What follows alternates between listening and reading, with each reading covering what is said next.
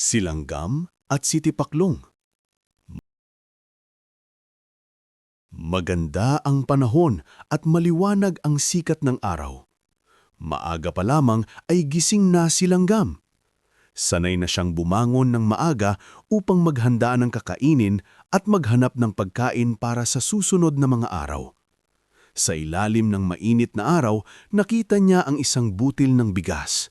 Kahit mabigat ito para sa kanyang maliit na katawan, buong tiyaga niya itong pinasan at dinala pa uwi. Alam niya na ang bawat butil na maiipon ay mahalaga para sa kinabukasan. Samantala, masaya at palundag-lundag si Tipaklong. Habang maganda ang panahon, mas gusto niyang umawit at maglaro sa damuhan. Para sa kanya, ang araw ay para sa saya at pahinga. Hindi niya alintana ang mga darating na araw. Habang abala si Langgam sa pag-iipon, si Tipaklong naman ay abala sa paglilibang. Lumipas ang maraming araw at unti-unting nagbago ang panahon. Dumating ang tag-ulan. Bumuhos ang malakas na ulan, kumulog at kumidlat. Lumamig ang hangin at halos hindi makalabas si Tipaklong. Wala siyang naipong pagkain at wala ring masisilungan ng maayos. Ang dating masayahin at masiglang Tipaklong ay nanghina sa gutom at ginaw.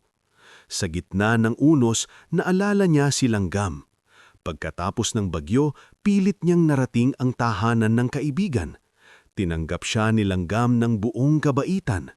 Pinatuyo siya ng damit at pinakain ng mainit na pagkain. Sa simpleng bahay ni Langgam, natutuhan ni Tipaklong ang isang mahalagang aral. Napagtanto niya na ang kasipagan at pag-iipon habang maganda ang panahon ay paghahanda para sa mga araw na hindi inaasahan. Hindi masama ang magsaya, ngunit mas mahalaga ang maging handa.